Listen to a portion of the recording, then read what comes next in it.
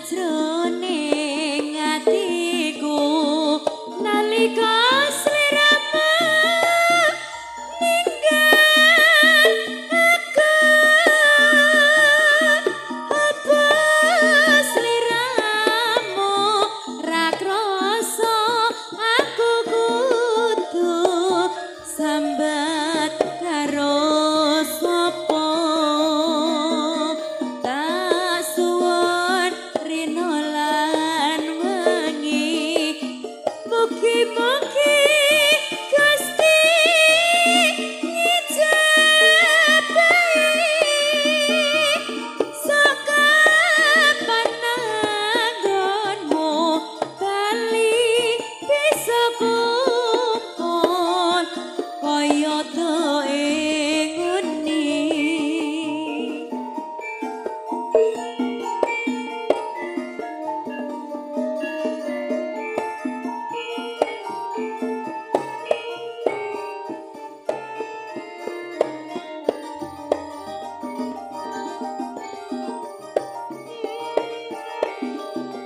Taunana windanana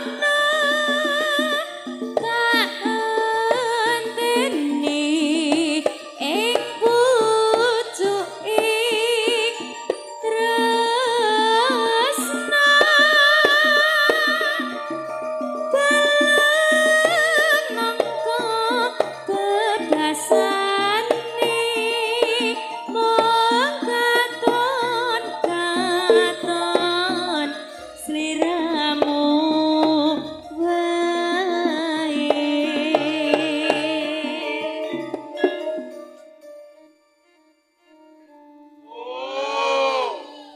Iki pradonggane Nyude Wangga iki ya pinter. Pripun Mas? Ora pinter piye pas MC-ne ngeplok sego ya diposke. Diposne. Ala tak candak engko dikira MC-ne bisu, tak candak iki areng ngulu kok angel. Nek iki jenenge iki lho, Mang Presane iki lho. Isik mumbruk ning cangkem lho niki tenan. Cek tak ulune. Ya bot-bote ngladeni kanca-kanca sami gerah polo. Pun to Mas, kok ndadak repot-repot ngladeni kula. Delon iki lho, capare sik kerine lho Di. Pun jenengan tutupne mawon. Serasa repot-repot ngladeni aku. Aduh, ndak sip iki. Sesuk gah aku melu iki. Sesuk eneng. Sesuk eneng. Ah tak kira lek sesuk eneng. Lek pomo sesuk eneng ya nas aku ya ngono ku mang ya ta. Heeh. Nah, mergo sesuk aku gah melu iki. Ning sok ngarepe aku melu neh aku ya ngono ya ta. Wah aku melon kok. Aku kan kindil pokoknya. Kindil niku nek cilik. Nek gedhi, ayo napa nek gedhi? Ayo. Nek cilik kindil, nek gedhi dolan dhewe. Mosok wis gedhe panggah kindil wae. Dolan dhewe kono mosok wis gerang panggah kindil babone ora ya ngono ta. Iki mikire elek saiki. Wes. Ayo. Ojo lali bawa lingku ugemono kang mas janji-janjimu aku kang setya satu